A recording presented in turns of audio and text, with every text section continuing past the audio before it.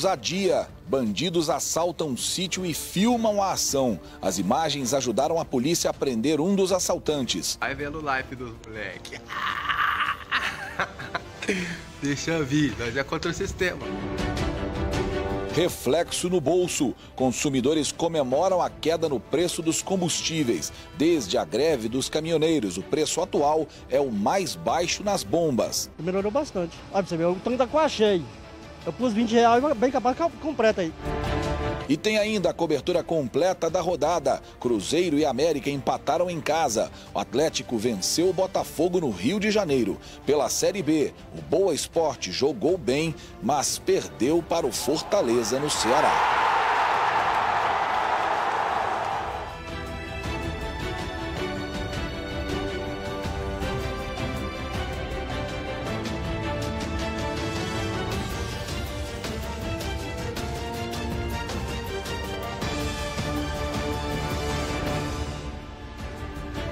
Olá, boa noite para você. O Mais Notícias desta segunda-feira começa mostrando que uma quadrilha foi presa suspeita de roubar um sítio. Isso aconteceu em Juruáia, no sul de Minas. Os suspeitos filmaram parte da ação criminosa e nas imagens eles ostentam armas e ainda ironizam a situação. A gravação foi feita pelos próprios suspeitos. Vai vendo o live dos moleques. Deixa eu vir, nós é contra o sistema. Eles são ousados e comemoram a invasão. Ó, cervejinha que é. Não quero, amigo. Tamo junto, cachorro. Até o final. A propriedade fica na zona rural de Juruáia, no sul de Minas. Segundo a polícia, os dois são Kaique de Souza Greco, de 25 anos, e Douglas Eduardo Farias, de 26. Eles invadiram o sítio na última sexta-feira à tarde. Chegamos, hein? Chegamos. Sem gracinha, colabora todo mundo, hein? A arma que aparece na gravação é da própria vítima. Segundo a polícia, o dono da propriedade é um empresário de Juruáia. Ele estava na cozinha e foi agredido pela dupla. O homem conseguiu fugir e se esconder na casa de um vizinho. Enquanto isso, os criminosos aproveitaram para vasculhar a residência. As camisas, olha os panos. Ô, nós saímos de grife ainda, olha aqui. Nós vamos sair de grife ainda, olha os panos, mano.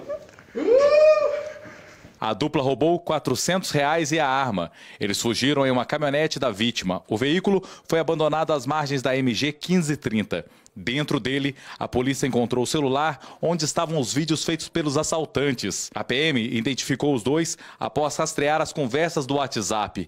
Eles são de Guaxupé, cidade que fica a apenas 20 quilômetros de distância de Juruáia. Douglas tem passagens por uso e consumo de drogas e lesão corporal. Ele foi preso poucas horas depois. Já Kaique tem passagens por lesão corporal e porte ilegal de armas. Hoje à tarde, ele se apresentou na delegacia de Muzambinho e ficará preso. Outras 5 pessoas suspeitas de dar cobertura à dupla também foram presas. Um policial militar foi atropelado durante uma abordagem em Alpinópolis, no sul de Minas. Uma câmera de segurança registrou o momento em que um carro acelera e atinge o militar. A cena é impressionante. Um policial militar é atropelado no meio da rua por um carro. O caso aconteceu no centro de Alpinópolis, no sul de Minas. Veja novamente, agora mais devagar. Há 2 policiais militares no cruzamento. Um deles manda um carro parar. Não dá para ver na imagem, mas na mesma hora o outro veículo se aproxima pela rua ao lado. O policial percebe, ele dá um sinal com a mão e pega a arma na cintura. É nesse instante que o carro acelera e atinge o militar.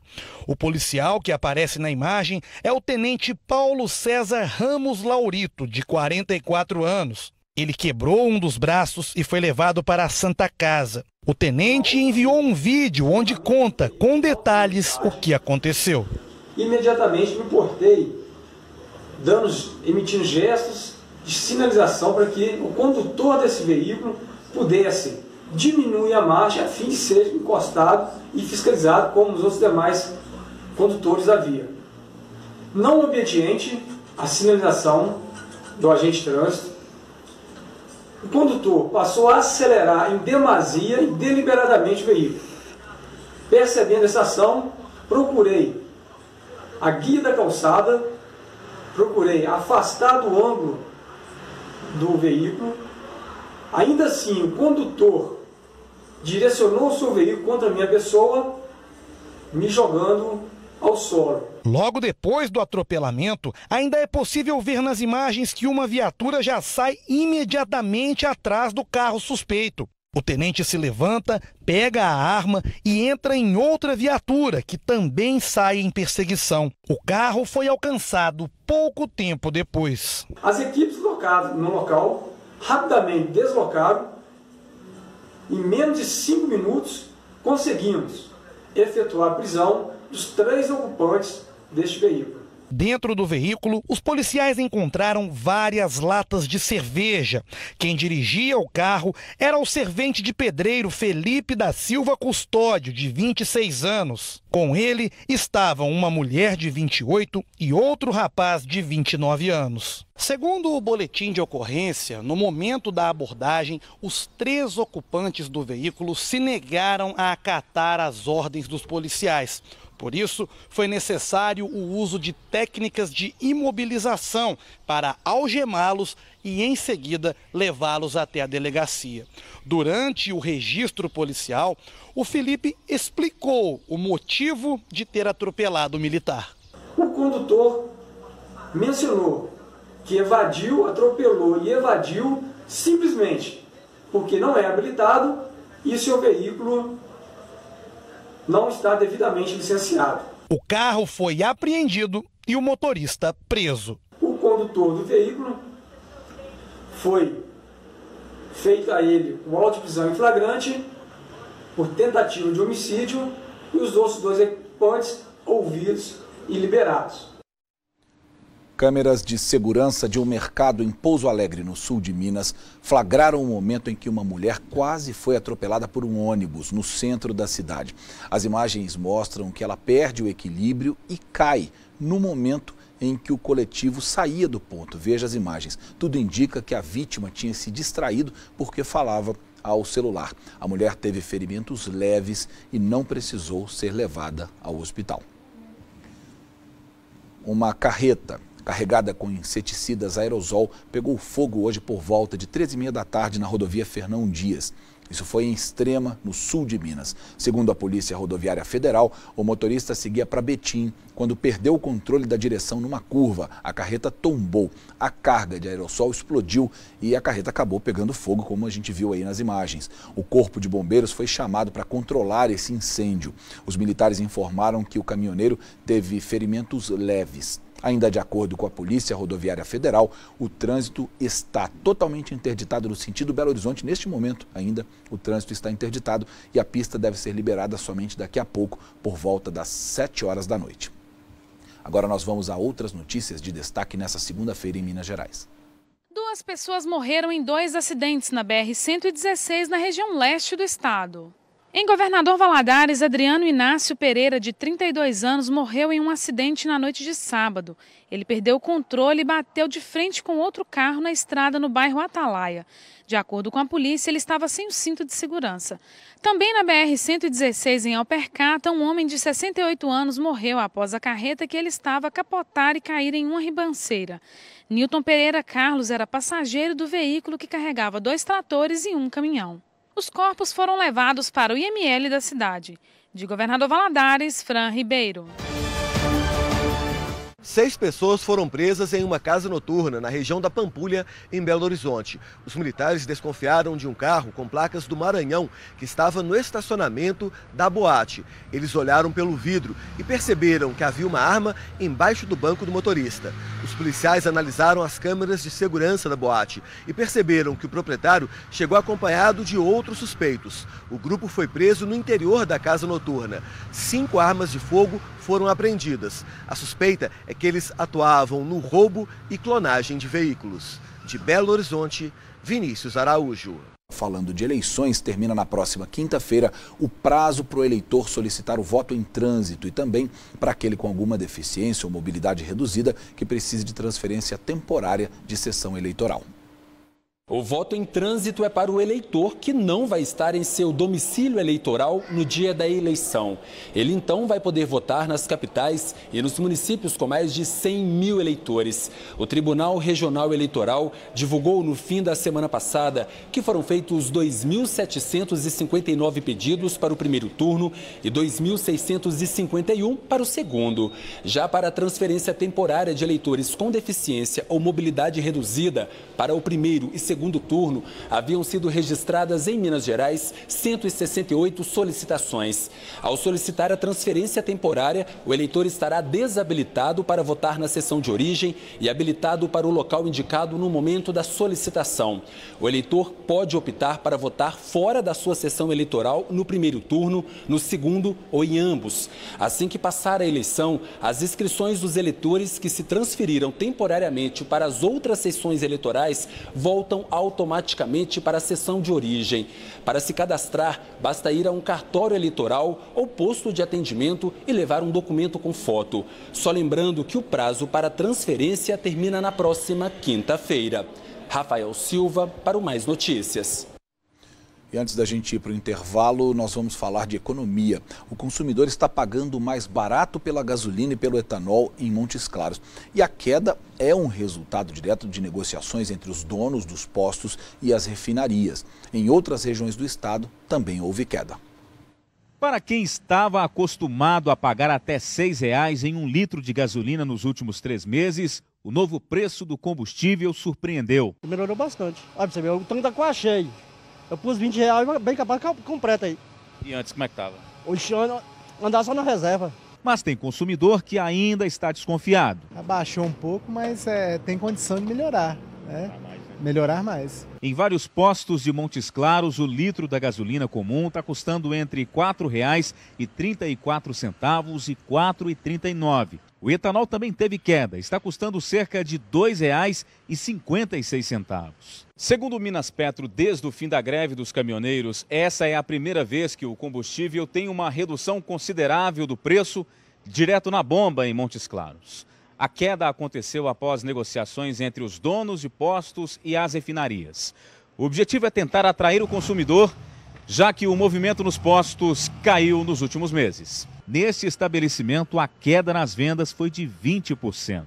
Está visível no mercado de combustível, o consumidor simplesmente desapareceu dos postos de combustível e isso, de certa forma, reduz o volume das distribuidoras também. Então elas reagiram em relação a isso, tendo um preço um pouco mais competitivo, a gente pôde ofertar para o consumidor um preço mais atrativo. Os clientes confirmaram que deixaram mesmo de abastecer após a greve. Eu tenho rodado menos, eu procuro, às vezes quando o preço de gasolina está muito alto, eu procuro pegar uma lotação, até mesmo ir a pé para o meu serviço, de vez em quando, para economizar um pouco, né? A redução no preço agradou quem depende do carro para trabalhar.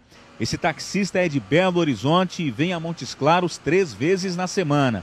Ele já percebeu que o preço no norte de Minas está melhor que na capital mineira. Belo Horizonte varia de R$ 4,59, 4,60, na Zona Sul é 4,80 quase, e aqui o nosso aqui está mais leve. O Minas Petro divulgou também a média de preço dos combustíveis em outras regiões do estado. Em Varginha, o litro da gasolina custa em média R$ 4,68, o etanol R$ 2,86. Em Poços de Caldas, a gasolina está sendo vendida a R$ 4,95 e o álcool R$ 2,89. Em Juiz de Fora, o consumidor está comprando a gasolina por R$ 4,51 e o etanol R$ 2,50. Tanto no norte de Minas, Zona da Mata e sul do estado, o diesel segue com o mesmo preço da última semana. A média é de R$ 3,50 o litro. O mercado ficou muito competitivo. O preço para a distribuidora, segundo a nossa distribuidora, está quase que sem rentabilidade, mas é um pleito que nós fizemos e a gente conseguiu. Por enquanto nós estamos competitivos e sempre que a distribuidora nos repassar, nós vamos estar repassando para o consumidor, que é o que a gente precisa fazer, é mostrar para o consumidor que nós estamos com ele nessa luta contra a redução dos preços de combustível.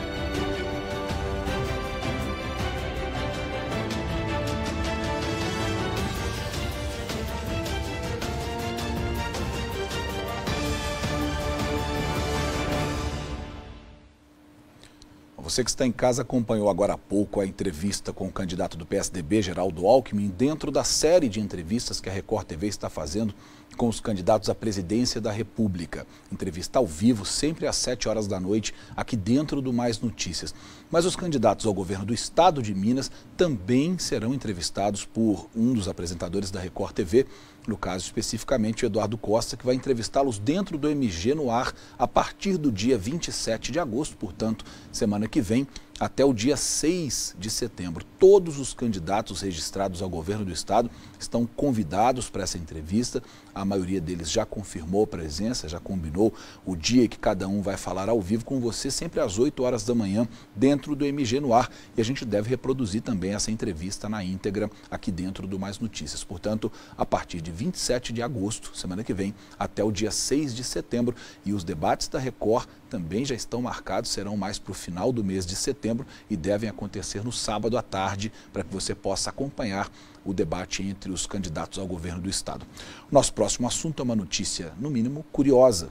Alunos da UNB, a Universidade de Brasília, estão aprendendo uma disciplina diferente.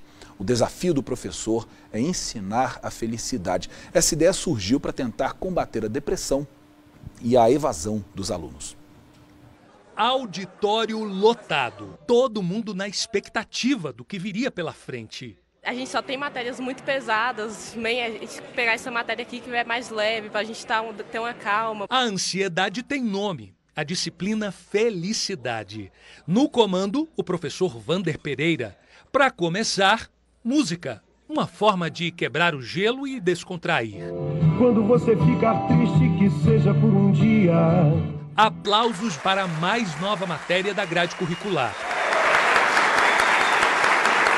As risadas dão um sinal de que o assunto está muito bom. Mas eu sou péssimo. A disciplina Felicidade já é dada numa universidade dos Estados Unidos e numa escola de ensino médio da Alemanha.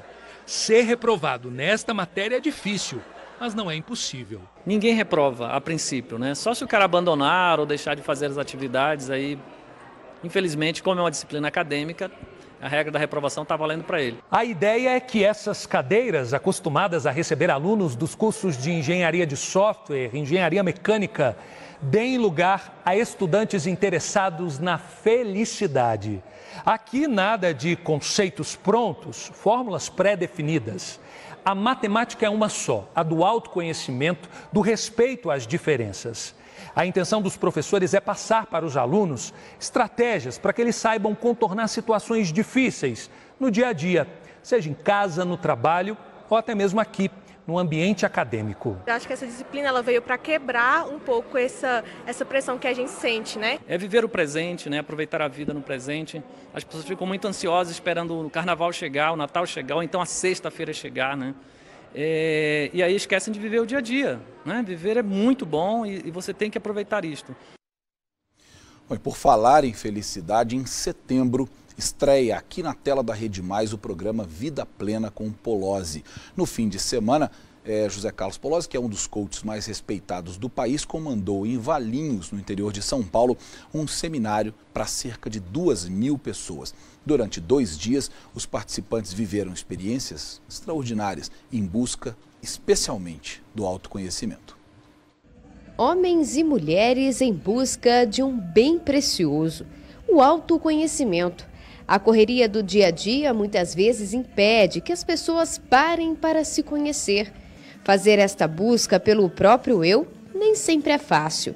E esse foi o desafio de mais de 2.000 pessoas que se reuniram em Valinhos, no interior de São Paulo. Aqui, eles vivenciaram uma experiência inigualável. A gente mostra para ela o que é que está impedindo, faz ela conhecer, entender e como é que ela muda isso. E a gente usa técnicas de coaching, programação neurolinguística, conceitos que eu aprendi com os melhores do Brasil e do mundo para fazer com que essa pessoa tenha mudança rápida e ela sai transformada do evento. Durante os 2 dias do evento, os participantes assistiram a palestras, fizeram exercícios, dinâmicas em grupo. As atividades fazem parte das técnicas usadas por Polozzi.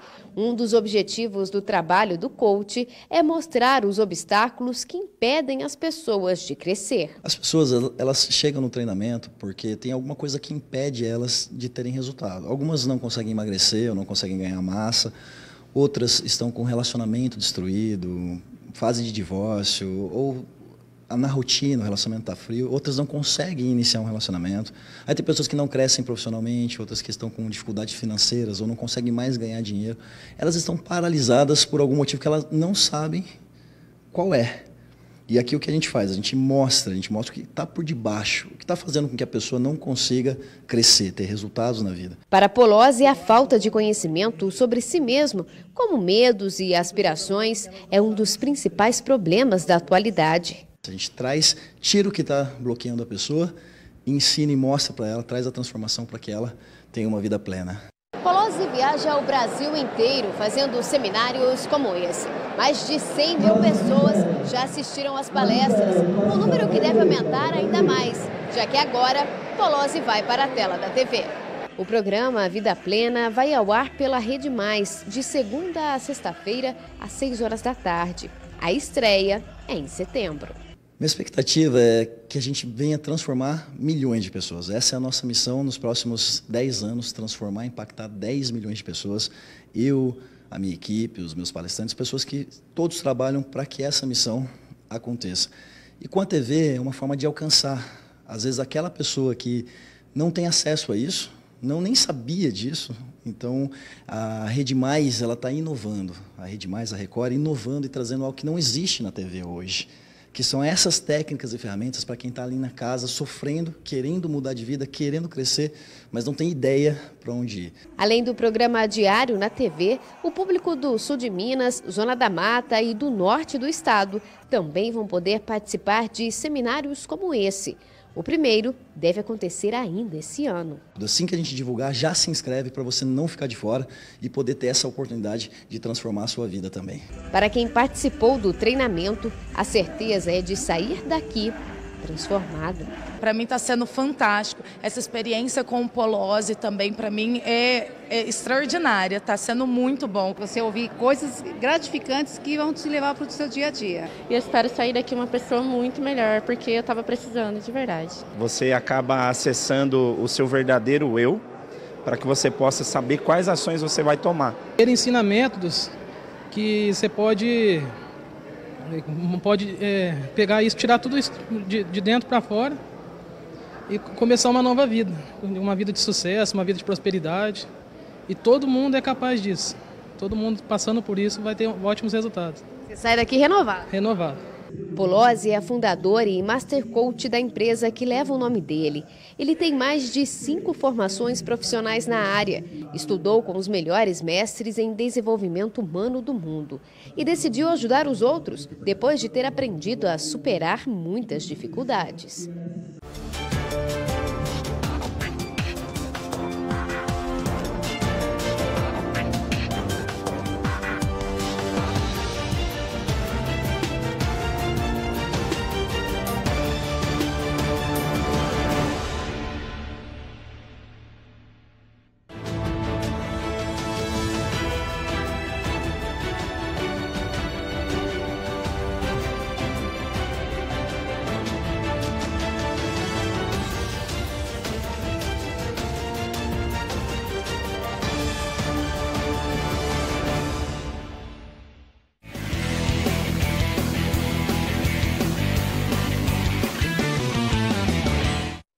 Fim de semana de jogos pelo Brasil. Letícia Reis está aqui comigo para falar especialmente da Série A. Boa noite para você, Letícia. Boa noite para você não também, quer falar Luiz? boa tarde? Não tem por que falar boa tarde. Pois é, boa noite, já estamos de noite. Como foram esses jogos que encerraram o primeiro turno do Campeonato Brasileiro? Teve gente mantendo liderança, teve gente subindo, gente descendo. Conta pra gente um resumo de como é que foi. Exatamente, Luiz. Uma boa noite também para o pessoal de casa. Dos mineiros da Série A, só o Galo venceu. O Atlético foi até o Rio de Janeiro e derrotou o Botafogo por 3-0. Os gols da partida só vieram no segundo tempo. Luan tabelou com Galdesani e bateu rasteiro no canto do goleiro Saulo. Atlético 1-0. O segundo do Galo foi um golaço. Tiará recebeu na ponta esquerda, passou pelos marcadores e rolou para Casares, que estufou as redes sem chances para o goleiro. Quem fechou o placar foi Tomás Andrade. Ricardo Oliveira roubou a bola e tocou para o argentino, que bateu colocado. Com a vitória, o Galo chegou aos 33 pontos e segurou a 5ª colocação. A reconstrução ainda continua, a gente ainda sabe que tem passos ainda a progredir, mas a gente já vê uma melhora consistente no sistema defensivo e a frente continua funcionando. Maus resultados tiveram Cruzeiro e América, que acabaram empatando em casa. Exatamente, Luiz. O empate nem sempre é bom para os donos da casa, né? O América não balançou as redes contra o Fluminense. Já o Cruzeiro saiu perdendo e conseguiu buscar o empate. Então esse resultado até que foi bom para o Cruzeiro. Um primeiro tempo com raras emoções no Mineirão. Cruzeiro e Bahia pouco atacaram. Já a segunda etapa foi mais intensa. Grolli aproveitou o cruzamento e colocou o tricolor em vantagem. Mas não foi desta vez que o time baiano conseguiu a primeira vitória como visitante neste Brasileirão. Thiago Neves empatou logo depois.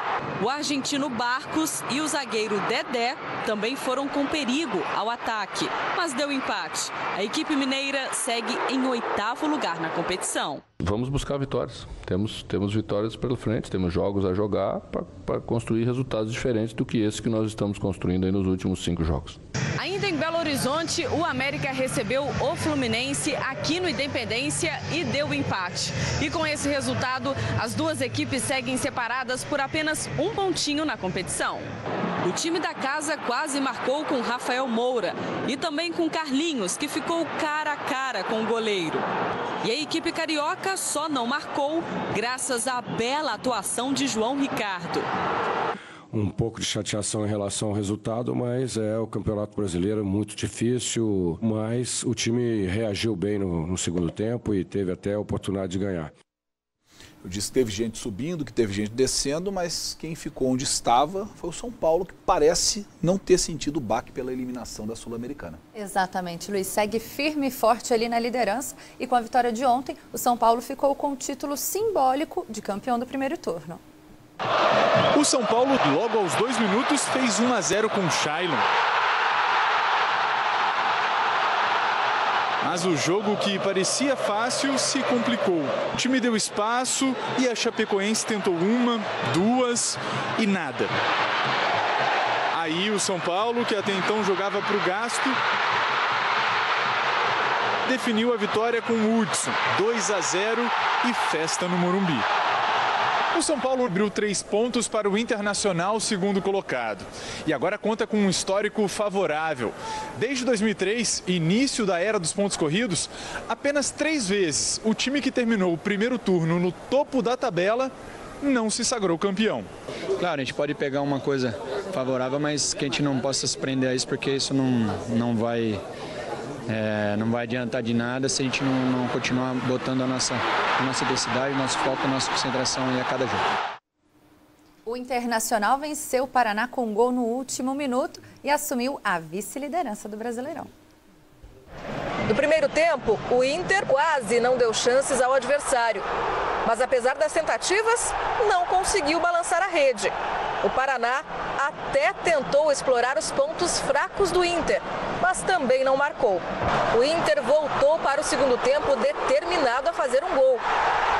Aos 41 minutos do segundo tempo, o Inter chegou a pedir um pênalti, mas o árbitro não marcou.